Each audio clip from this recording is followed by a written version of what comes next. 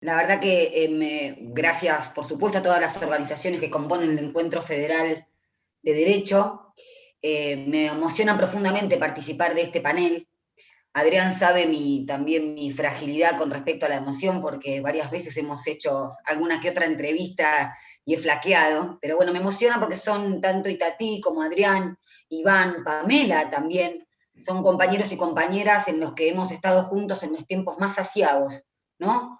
Más tremendos, en donde realmente no veíamos ninguna luz al final del camino. Y sin embargo, con toda esa incerteza que nos proponía el macrismo, con las convicciones, con la organización política de la que hablamos, de la que habló Iván, el respaldo de ese proyecto político, y que con la certeza también de que con la ley sola no se puede, y que hacía falta una organización política y social y gremial de abogados, bueno, nos abrazamos hasta poder ver nuevamente un gobierno de corte nacional y popular, con todas las idas y venidas que mencionaba también Adrián, y que vale la pena recordar. La verdad que tengo también la posibilidad de hablar después de las excelentes alocuciones de mis compañeros y mis compañeras, que me permite aportar algunas reflexiones y hacer una suerte de síntesis. Y que cuando Adrián hablaba de la finalidad que tiene el lawfare como instrumento de persecución política, como instrumento de malversación del contenido de la ley al punto tal que llegamos casi a una aporía, ¿no? De que la ley, por ejemplo, o el principio de inocencia digan lo que no dice el artículo 18 de la Constitución Nacional, que nos hablen de la libertad en términos de libertad de mercados al punto tal que ocluyen, obstruyen el goce y el ejercicio de los derechos sociales y económicos, del derecho al trabajo, del derecho de la sindicalización y la importancia que tienen las organizaciones gremiales en nuestro pueblo, como mencionaba Itatí, mencionaba a Vanessa, que estuvo al frente de las mujeres sindicalistas y que también en un gobierno de profundo corte antisindical, que no es una cuestión azarosa, la antisindicalidad o el tratamiento de los abogados y las abogadas laboralistas como defensores de derechos humanos, como mafiosos, ¿no? Como mafiosos. Quiero agregar a estas finalidades que hablaba Adrián, que yo creo que son finalidades inmediatas, hay una finalidad atrás que estuvo presente en los discursos de todos los compañeros y de la compañera Itatí, que tienen que ver con la desarticulación de derechos. La desarticulación de los derechos sociales, la desarticulación y el fulminar las conquistas obtenidas por un gobierno de mayorías. Y esto creo que es fundamental porque nos puede ayudar a hacer el paralelismo con el Plan Cóndor 1, llamamos esto el Plan Cóndor 2, y que es la dictadura cívico-militar, y que también fue un plan continental que a través de la formación de las Fuerzas Armadas y de las Fuerzas de Seguridad en la Escuela de las Américas, se intentó también cortar con gobiernos nacionales y populares o con conquistas obtenidas al amparo a nivel continental, también mundial del estado de bienestar, como una manera de ponerle límite al capital, porque a veces a mí me causa gracia, primero cuando intentan mencionar al comunismo como un insulto, ¿no? Eso por un lado, pero después cuando hablan de comunismo, en un sistema de capitalismo tardío que tenemos el derecho que lo que hace es compensar, intentar de evitar que se cosifique al ser humano, tanto en el derecho social, en el derecho ambiental, con el derecho tributario como instrumento de compensación y de que quien tiene mayor capacidad contributiva aporte al Estado, del derecho laboral. Entonces, no quieren el derecho como límite. Y yo creo que es importante, porque estos encuentros están destinados a las usinas académicas, como decían, de formación de nuevos abogados y abogadas. Y ellos tienen sus militantes, con el ropaje de técnicos, tienen sus militantes, por supuesto invisibilizados, y digo con el ropaje de técnicos, porque saben hablar apropiándose de la técnica del derecho. Por eso yo creo que también la famosa reforma judicial no se agota en la ley, pero en donde los estudiantes de derecho tienen un papel central, que es apropiarse de ese concepto hegemónico del derecho que viene de mucho tiempo y que tuvo obviamente modificación, que tuvo otra lectura en los años 70 en la universidad, pero que por supuesto las facultades de Derecho son unas usinas productoras de ese derecho como instrumento para hacer negocios, y no como instrumento para ir en contra de las injusticias. Entonces, a través del lawfare, obviamente, se buscó el poder más flaco, menos democrático, más corporativo, menos oxigenado, que como decía Adrián, tiene un gran lastre desde el año 1930 con la acordada que estableció la doctrina de facto, hasta los jueces que no hacían lugar a los habeas corpus en las épocas de las dictaduras militares y que hacían oídos sordos. Pero además de tener esta finalidad, el lawfare, que es, en fin, desarticular los derechos sociales, y que por supuesto nadie va a perder graciosamente derechos, tenían que instalar un nuevo enemigo interno, también otra similitud con la última dictadura cívico-militar, y empresarial también. Antes era el subversivo, pues ahora empezó a ser el militante, el corrupto o el narcotráfico, ¿no? Estos dispositivos lingüísticos que llenan de contenido y en donde el militante era una mala palabra, esa disputa, eso que decía también Adrián o Iván, el que nomina tiene poder. Y pusieron a los servicios de inteligencia también en contra del pueblo.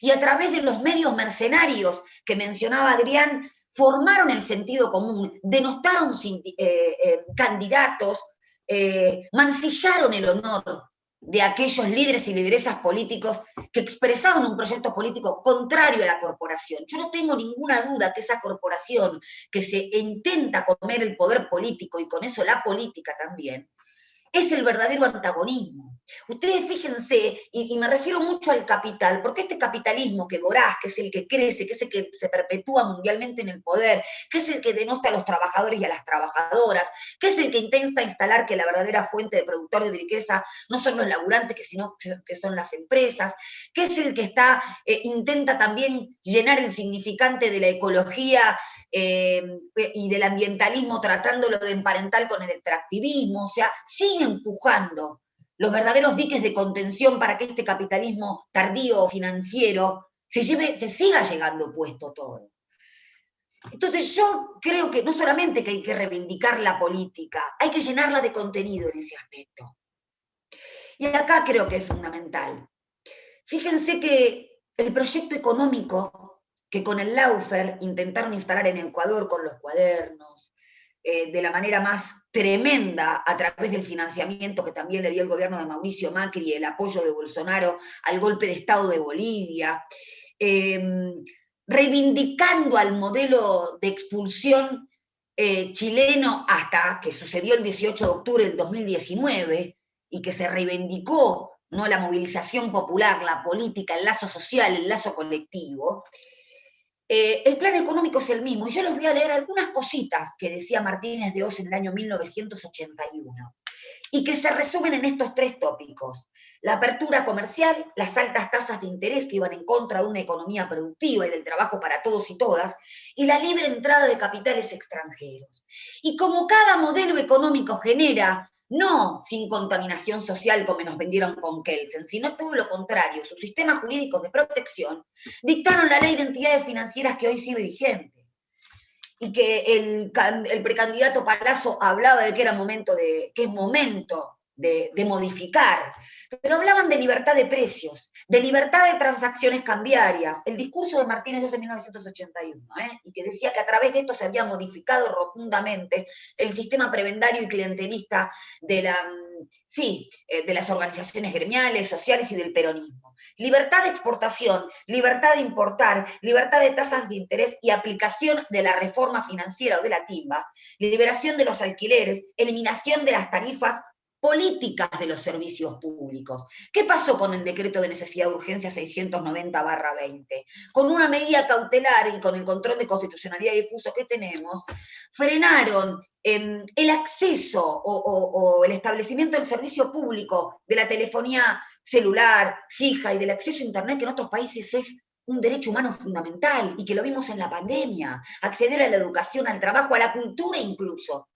es fundamental. Bueno, con esa sentencia 18 millones de argentinos y argentinas se vieron modificada su vida porque no se pudo aplicar ese decreto.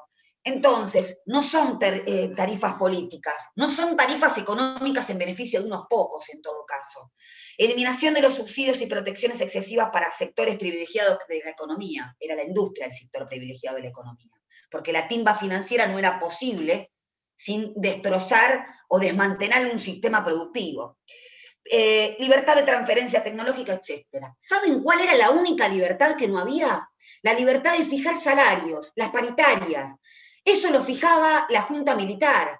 Por eso tuvieron que intervenir la CGT, por eso prohibieron el derecho de huelga, por eso prohibieron la actividad gremial, por eso hicieron caer los mayores beneficios de los convenios colectivos, por eso derogaron el estatuto del docente. Entonces, veamos que los proyectos económicos para pocos se instalaron en su momento con las dictaduras militares y hoy lo intentaron hacer a través de la manipulación del Poder Judicial o de jueces prevaricantes, como decía Adrián, con el entente, con los servicios de inteligencia, con los medios de comunicación y con la terminal política, que al no poder conseguir consenso político, lo que hacía era de manera obediente blanquear la información obtenida a través de la inteligencia ilegal, haciendo denuncias, como hizo Carrió, como hizo Oliveto, como hizo Caña, como hizo Pinedo. Entonces, este círculo no virtuoso, ¿no? Parafraseando para el otro lado a Iván, lo que hacía era obturar la política, mancillar el honor de los representantes populares, disciplinar, como dijo Adrián, porque el Consejo de la Magistratura fue el Torquemada en ese momento de jueces y juezas que se animaron a fallar conforme a derecho, como dice Iván. Lo hicieron con Arias Giver con la paritaria bancaria, porque a Macri se le cantaba decir que más del 24%. Yo no encuentro en el artículo 99 de la Constitución Nacional donde el presidente puede decir cuánto es la paritaria. Sin embargo, Triata le hizo una denuncia en el Consejo de la Magistratura y hasta le investigaron en Facebook. Al juez Rafaeli, a la jueza Cañal por reinstituir trabajadores del AFCA en ese momento. Infinidad de ejemplos. Bueno, fue Fará, Ballestero. Realmente era no solamente un estado de baja integridad. Veíamos, olíamos cómo corría peligro el Estado de Derecho. Lo olimos y lo vimos en la manifestación de la reforma previsional, porque esos son los que piden los organismos multilaterales de crédito. No derechos previsionales, no derechos sociales, no salarios, tarifas altas dolarizadas y que la timba sirva para unos pocos. Entonces yo quiero cerrar diciendo esto, queridos y queridas compañeros y compañeras que están por recibirse de abogados. Hay artículos que intentan infravalorar a través de instituciones jurídicas como para mí es las cláusulas operativas y programáticas. El artículo 14 bis, con las menciones que hizo Itatí, de los derechos que le integran, todos los derechos sociales que están repotenciados por el artículo 75, inciso 22, son tan derechos como el derecho de propiedad. Incluso el derecho de propiedad es el derecho de propiedad de los derechos adquiridos de trabajadores y trabajadoras, que son también consumidores, porque eso es otra de las cosas. El derecho al consumo, como el acceso a la ciudadanía de los sectores vulnerables y no tan vulnerables también, ¿no? Entonces yo evocando un día tan importante para los abogados y las abogadas y para cerrar, como es el 31 de julio y el asesinato en manos de la AAA de Rodolfo Ortega Peña, quiero citar 3 frases que a mí me parecen muy importantes. Una de Scalabrini Ortiz, que dice que lo que no se legisla explícitamente para el débil, se legisla implícitamente para el fuerte. El derecho es un instrumento nuestro, no de ellos. El único héroe válido, como decía Oestergel, es el héroe colectivo, o sea que hay que celebrar estos encuentros. Y después algo que até yo, una gran frase que me emociona mucho también de Ortega Peña, porque da cuenta hasta qué punto han denostado ser un abogado militante y una abogada militante, y que nos sirva el derecho para militar, no al revés. Ellos tienen a sus abogados militantes con el ropaje de técnicos. Nosotros tenemos que ser abogados militantes contra las injusticias y por la justicia social, porque esa es la única manera de que la muerte nos duele.